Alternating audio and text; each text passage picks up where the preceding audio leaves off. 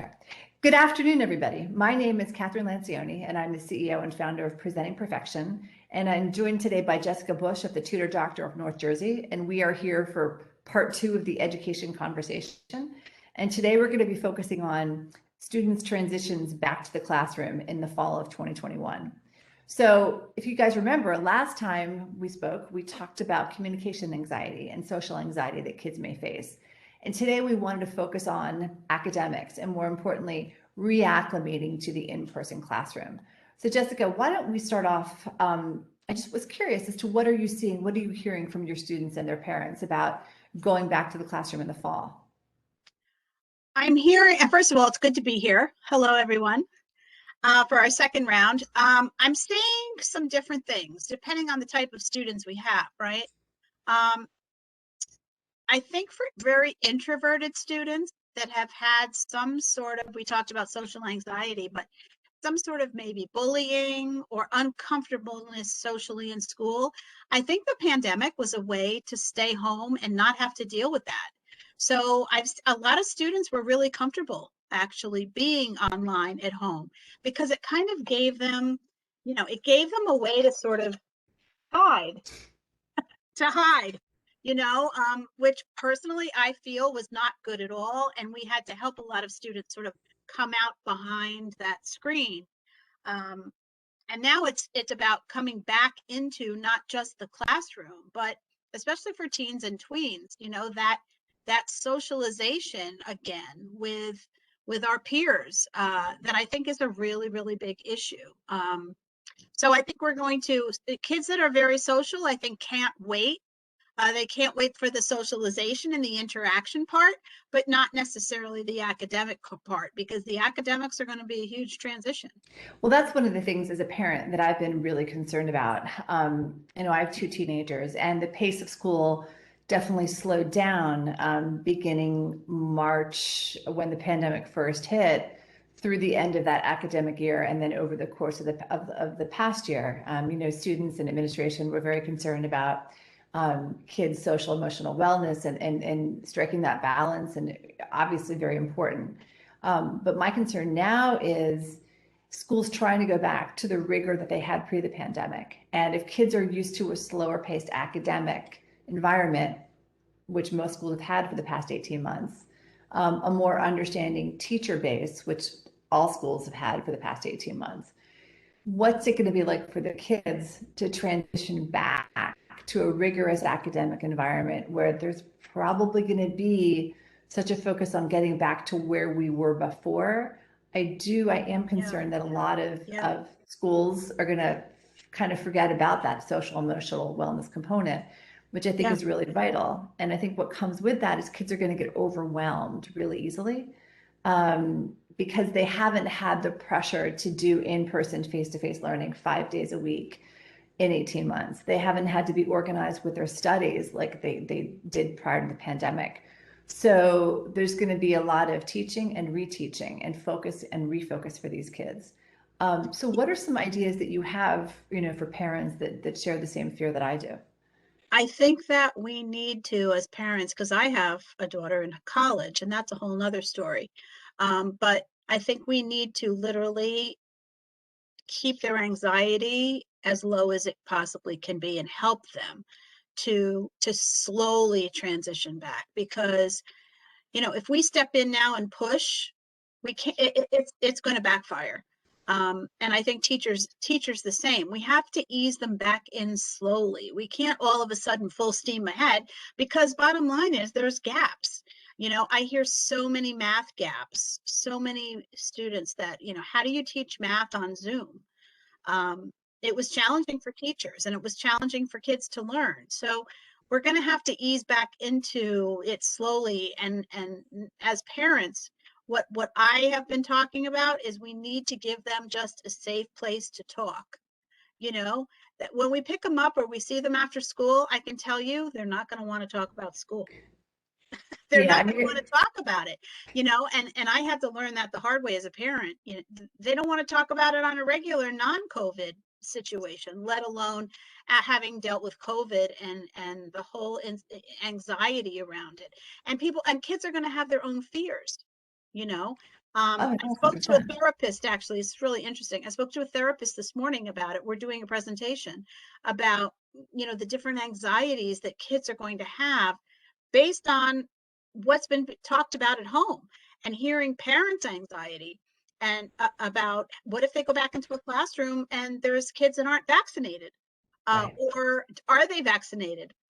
Do they have COVID and they're still vaccinated? I mean, there's so much talk going on right now that I think is going to create a whole new, different kind of anxiety that kids are going to have when they go back. Oh, I 1,000% agree with you. And I think there's an anxiety that kids don't even realize that they have, that is going to take over. I know, because when you pre-COVID, as a parent, there's always anxiety when your kids go back to school. They've been out for a couple of months. They've seen some friends. They haven't seen other friends. There's if it's a big transition year, like a sixth grade or a ninth grade year, there's new people that they're excited to meet, but also scared to meet. So all of that still exists. But now you couple this with the intensity of traditional academics. As you pointed out, the are they vaccinated, are they non-vaccinated thing. And it's going to be so much for these kids to have to worry about, and their parents, of course, as well. And so I know I've been giving a lot of thought to, how is it that we can help kids, be it our own or be it those of people that we know or clients. How can we best equip the parent and the child for that transition back?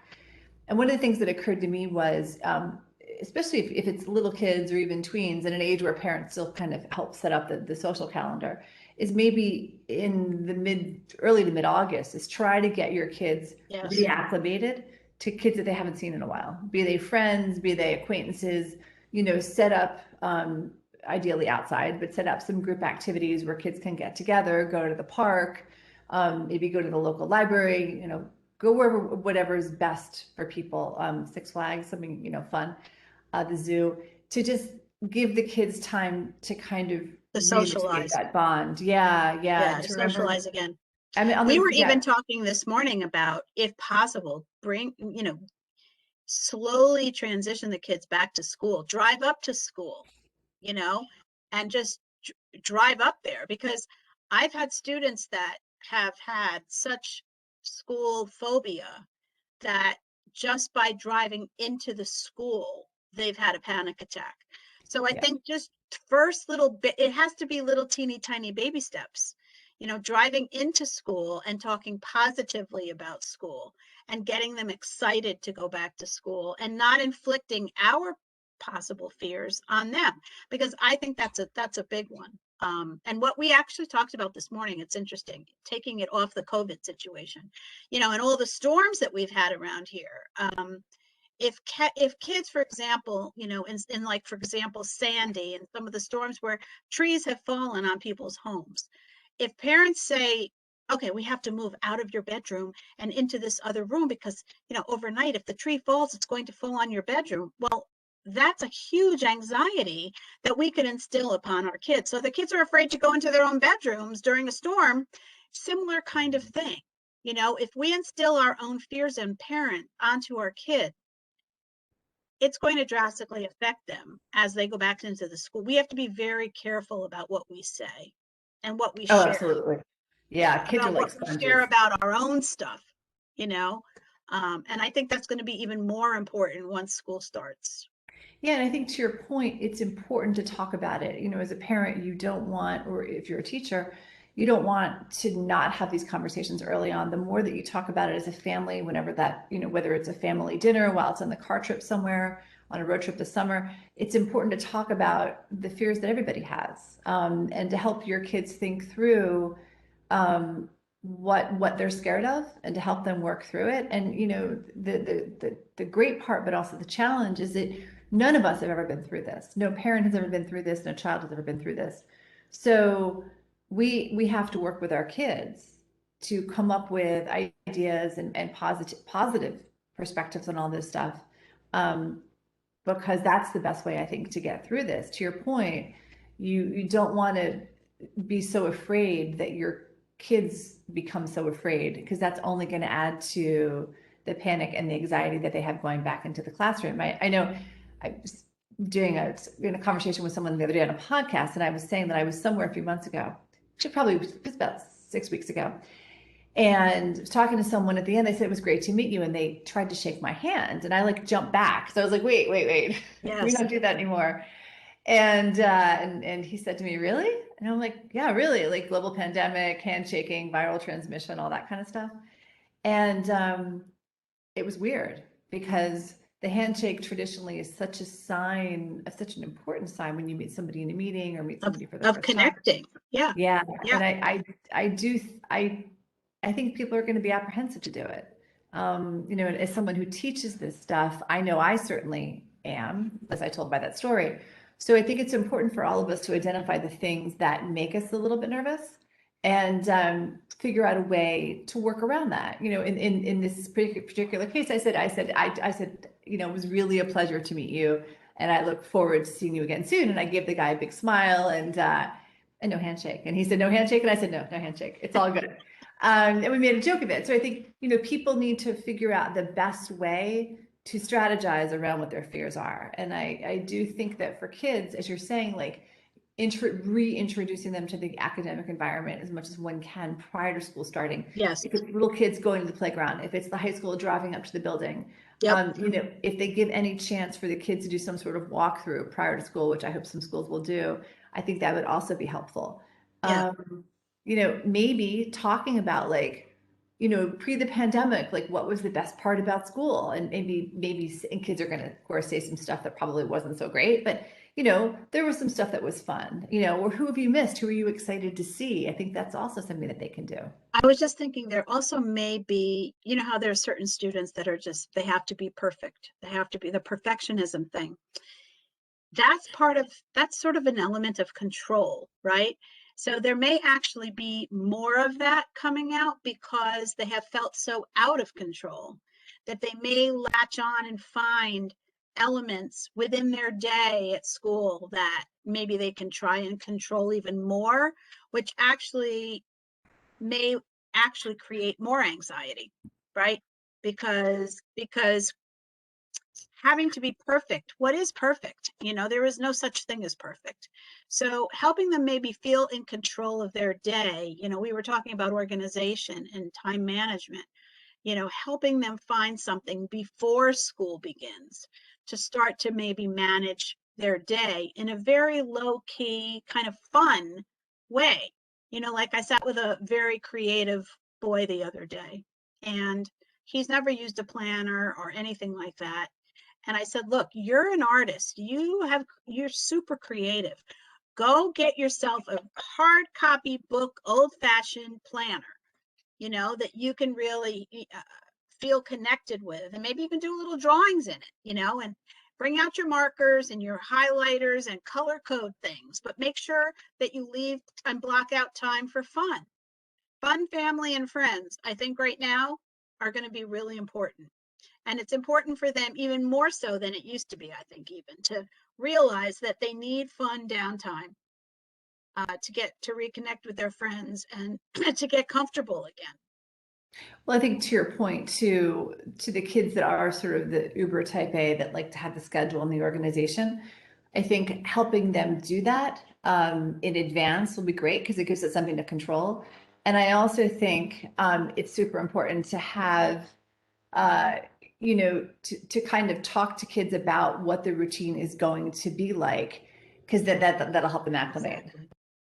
Exactly. And you know what? They're not used to getting up at 7 o'clock, and they're used to turning on their screens and turning the camera off, right? Some of them have told me they go back to sleep. So this is going to be a whole big thing. Yeah.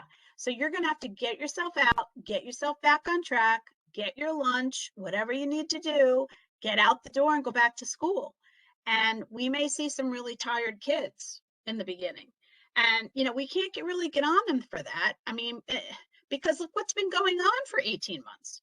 So we have to help them learn to readjust to getting up in the morning and getting out the door. Well, that's right. And the importance of getting back to that routine. Because I think part of the challenge that everybody had with COVID was, you know, initially we had that 2 or 3 month period where like there was no schedule. I mean, you know, there was literally no schedule for anybody. And that was hard. I know I'm someone that thrives on schedule and thrives on being organized. And I found it really tough because, I was used to a calendar of lots of stuff being written on it. And literally my calendar was blank. And I called a very close friend of mine she's like my girlfriend that I always do fun stuff with in the city. And we were just commiserating. We have like, there's nothing for us to go to. Nothing is open. There's no concerts. There's no museums. There's nothing to go to. And that was really hard. And I Yeah, think for kids, it was really hard too, yeah, because they couldn't see their friends, they couldn't have play dates, all that kind of stuff.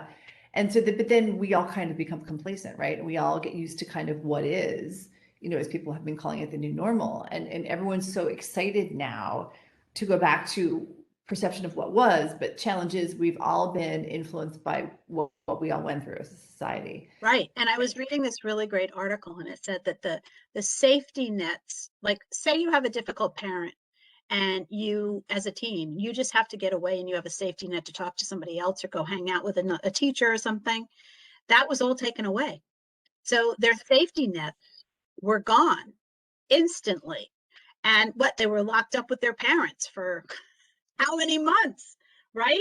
And just the transition of going back away from that, there may be fear, associated with, oh, now all of a sudden I have to go out again.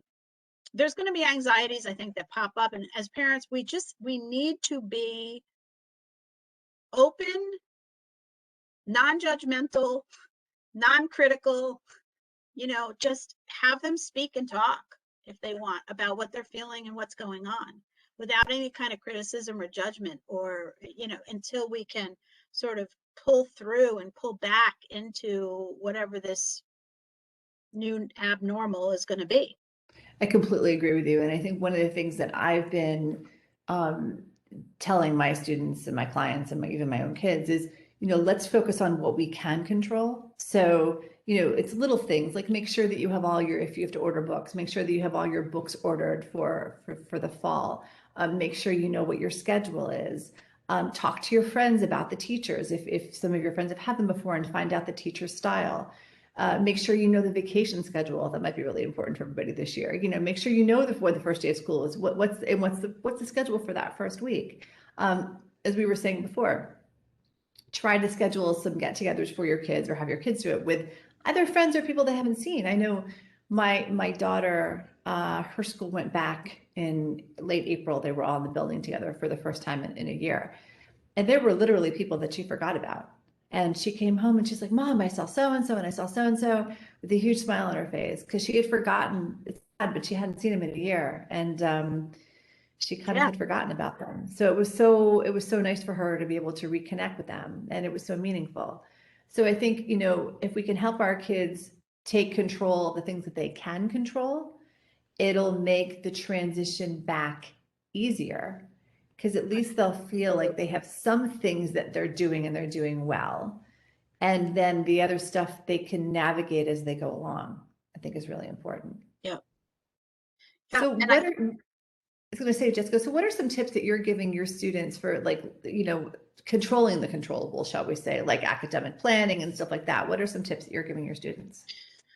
well, we actually have started to work on, setting yourself up with some sort of a calendar now, you know, whether it be a big whiteboard, or a big white thing that you can tape on the wall and everybody can, block off, or your own personal planner, or looking ahead at what, so, okay, let's look, when is school starting?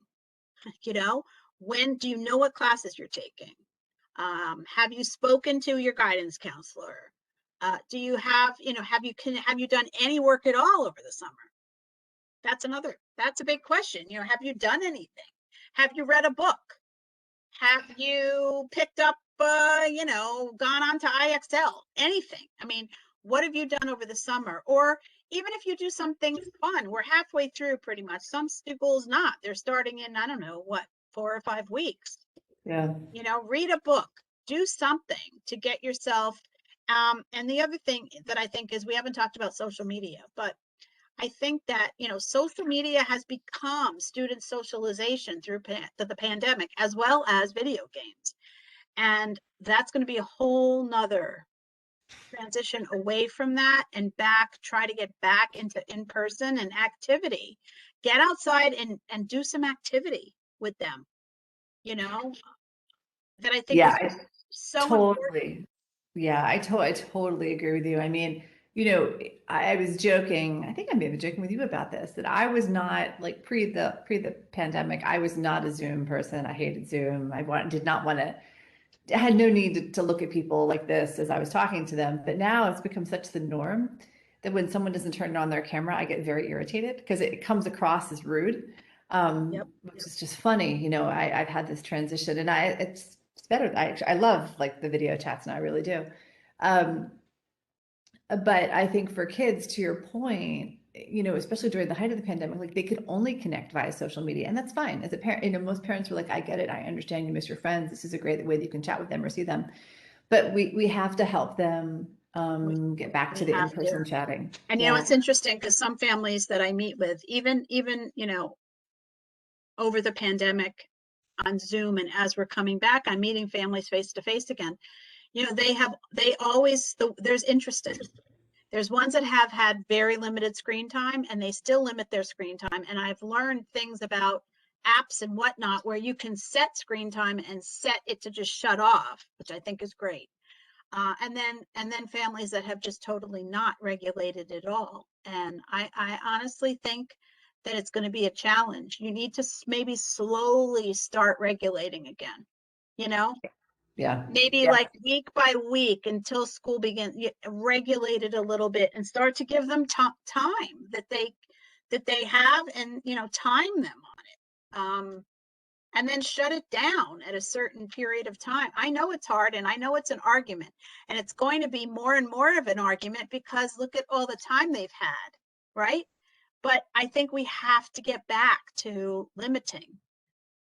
Oh yeah, because some kids, some kids have almost become addicted to social media some were before the pandemic, but now with the pandemic, with how much free time a lot of them had, it's kind of how they filled that gap. Yep. And to your point, because they got to recalibrate the brain to focus on the schoolwork, and there's so much to that. Like the brain is a funny thing, and it gets used to doing one thing, and it's hard for it to transition back to something else. But it's I also a lot of modeling behavior, right? I mean, yeah, you have to do it yourself, right? I we mean, do. we have to do it ourselves. And that's a whole nother thing. So kind of maybe if we can do it together, kids and parents, that we can shut down. All right, that's it. We're all going off at 9 o'clock, you Yep. know, and do it with them so that they see that you're modeling for, and not just off of social media, but everything, going outside and hanging out or going to the beach or going on a bike ride or whatever it is, doing it with them, I think could really help as well. I agree with you. And in many ways, I think for some families, this whole thing is now as we go back to normal, it's an opportunity to reset, to recalibrate. So if there was some behavior that that you didn't like, maybe your kid was spending too much time on YouTube or on Instagram or whatever, and now you're gonna, as a family, to your point, like change your behavior. Now is a really great time to change some of that stuff that you didn't like before, and to do it. So a great example is, family dinners. I know some I was families, just thinking the same thing. Food. it's so Yep. funny, family dinners, right? So I know in Yep. my house we eat dinner together every night as a family, every night. And it could be at 4:30 in the afternoon, or it could be 10:30 at night, depending upon the day. And we all make sure that we're at the table and we talk. And we have a no phone policy, except to Yep. turn on the music in the dining room. And that's it. And that's a rule that we have had in our household for, I don't know, as long as I can remember. And we all stick Yeah. to it. And when one of us has our phone, it's like, why are you on your phone? The three of us sort of look at the other one. Um, and that's a great thing because we talk about the day, we talk about what happened, what didn't happen, what we wanted to happen, that didn't happen, and all the stuff between it. But it's become a really, really important time, and it's become part of our family tradition. And so I think for a lot of people, like, there's a chance to recalibrate and to figure out, okay, well, if we weren't if we didn't have a time where we talked as a family before, what can we do now? Or if there was something that we were doing as a family that we didn't think was productive, maybe we can alter that behavior now. So rather than just getting back to what was, I think it's now's a great time to think about what was and kind of redefine what you want it to be. Yep, Um, and I think we can do that as families, and I think we can help our kids do that with academics as well, which I think is so important. absolutely. It's almost like starting from a clean slate in It some is. ways. It is, and I know a great thing that I always aspire to do that I think I'm sort of doing this year with my kids is, our kids all have some subjects that they need to. It's harder to get back into, right? Because Sure. maybe math or maybe science, and I think this year especially, as you've noted before, math and science are going to be tough because it was hard to teach math over Zoom. It was hard to dissect a frog over Zoom. Like certain things just didn't Right, happen. right. So I think for a lot of parents, it's important to realize that your kids may struggle in those subjects early on. So maybe you have them working with a tutor. Maybe you just, as a parent, sit down with them and start to review stuff. You don't have to do it now when we're midsummer, but a couple of weeks before school starts, early Yep. August, mid-August, depending upon when your school starts. Oh, I always tell them you got to take some time in July and just chill and Yep. relax and have fun. Yep. And then in You know, August, mid-August, when we all start seeing all those ads for the back to school clothing, and the backpacks and all of the gear, maybe that's when you sit down with your kids and just kind of start reviewing some of the stuff that they did end of last year. Pull out the old notebooks if you still have them. Pull out some of the old homework assignments if you still have them. Um, you know, Hire a tutor, whether it's through the tutor doctor, and Jessica can help you find some great tutors, or even if it's just going on to some of these science sites like Khan Academy, where they have refresher courses that are free. Um, it's just really great to kind of get the wheels in the head churning again for the kids, because as we were talking about earlier, the pace of school was much slower last year than it will be this year. And as much as schools and as much as teachers and administrations are going to try to be understanding, they're also eager to get back to what their style was. And so I think the best thing we can do for our kids is help them kind of anticipate that and help them organize themselves and help them just get some studying in or some refreshers in before they actually go back in the classroom. the other thing I've seen, Catherine, is that there's been a lot of turnover in schools, especially public. In some really key districts, there's been a lot of turnover. So I've met with families just in 1 week that both students have brand new guidance counselors, Wow. and we're talking about juniors and seniors that have brand new guidance counselors, and that's going to be a challenge. So I think as parents, we have to understand why that is so important. If your kid is on the college trajectory, why is it so important as a junior and a senior to have a connection and a relationship with your guidance counselor? I mean, these are brand new people. So understanding that that's what's been going on in this last year, a lot of turnover and a lot of changes within the school. So when they're starting, they may not, and I've learned this just over my last few meetings with families. These kids don't know who their guidance counselors are. They got a notification of who they are, but they've never met them. And this is a senior who's going to start sending out their applications before right in the beginning of school, or right for the first marking period. And that's important to help your kids understand. Okay, so let's plan for you to meet with your guidance counselor. Send out an email now. Oh, I Set up a totally, meeting.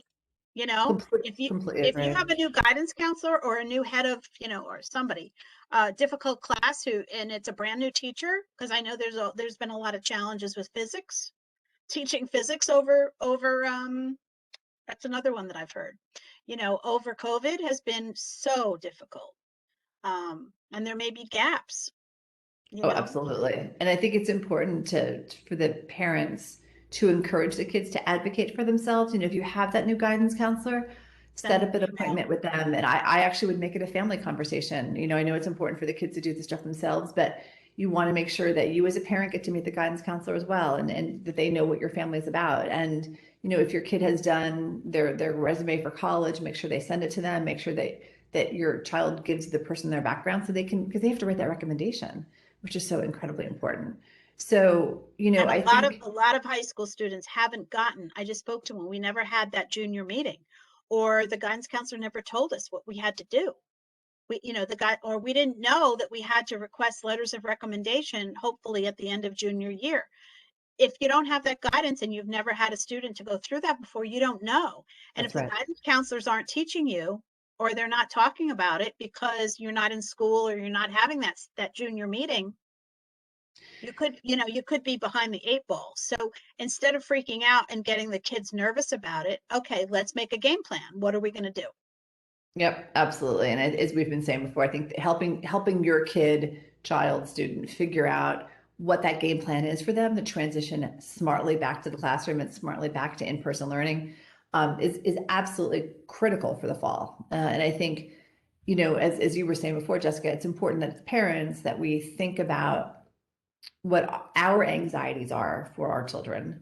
100%. But we will have to be very careful to not transmit our anxieties to our kids. When And I can happens in tell a you right conversation, now that through right? COVID, that's already happened. Yeah. It's already happened because it's been such an unprecedented, uncertain, crazy time that they've already absorbed a lot of that, you know? And we almost have to, okay, so let's try to start to slowly try to reverse that, and try to just relax ourselves about it, even just talking to our kids. Well, this was to say is, sit down with your kids and rather than it being the parent telling the kid, let the kid tell the parent, and if it takes a couple of days, a couple of separate conversations to talk about like, what are you excited about for the school year, but what are you scared about? Like it might take time and that's Yeah, okay, because but the fears are real. And you know that's what? The right. fears are real with everybody. And instead of just pushing it under the rug, it's better to talk about it for sure. Yeah, and I think too, it's important for kids to talk to their friends about it too, because I think when kids realize that they are not the only one that has that fear of being in a classroom, if, for example, if the school doesn't mandate vaccines for the students, which most schools don't, because they can't, if your child is afraid about being in a classroom with a kid who's not vaccinated or they don't, they might think that's a real fear, and that's not, So, it's and not it's only a one big child, fear. it's a huge It's a fear. big fear. It's a huge fear. So I think group think, collectively as a family talking about it is so incredibly important because you want your child to realize they're not alone. They're not by themselves. And as importantly that you're there for them as their parent to help them figure it out. Because I think, traditionally, especially as kids get into high school, we as parents focus on teaching kids to advocate for themselves. But the challenge now is that we as a society have gone through something that no one's ever been through before. And so, yes, it's important for the kids to still self-advocate and to stick up for themselves and to try to lead with relationships and communication. They might need a little bit more support now than they did before. Absolutely. And that's okay. It's Absolutely. okay. You're not going to be hurting your kid. You're only going to be helping them. And I think that's really important to realize. And I do say that. I say that sometimes when I sit with families. I was like, you know what? He may not be able to do that completely on his own right now. So, maybe if you send the initial email to connect, you make the initial reconnection kind of, and then advocate for him to learn how to self-advocate. You know what I mean? Oh, yeah, But absolutely. they may need that initial reconnection just to sort of start the ball rolling again. Yeah, and to get themselves reacclimated to academics as we all kind of knew it. Because 18 months is a long time. It went by quickly. It went by quickly in some ways, and then it drug on in many other ways. And I think, everyone's so eager to get back, but there's going to be a lot of challenges. I think that some we realize and some that we don't. I Hey, also Jessica, think that there's a lot of anger, kind of anger and frustration, maybe. And that's what we're seeing in some of these. I mean, there's anger going on all over, right? And there may be fear in regards to, school shootings. Who the heck knows what's going to come out once we get back into the buildings? And that's huge. So we have to be really careful with how we talk about that because every week now, there's another shooting outside of another event or another game or another concert or whatever. I mean, that's a whole nother issue that I think we need to be really, really careful about. Oh, 1,000%. I totally 100% agree with you. Maybe that'll be the topic of our next conversation. Yeah, on I the think we should talk about that. I do, education because one. I know it's something that I think about as we, with college students, Oh, yeah. getting into the whole college realm and, once they're out and more independent and doing things on their own. Yes. That'll be the topic of our next conversation. All There right, we go. Jessica Bush from the Tutor Doctor. Thank you for today. This was Great so to be fun. here with you. Thank you, Catherine. Thanks, My everyone. pleasure. And hope you guys all enjoyed it. And in a few weeks, we'll do another episode of the Education Conversation. Bye-bye. Thanks, Bye, everybody. everyone.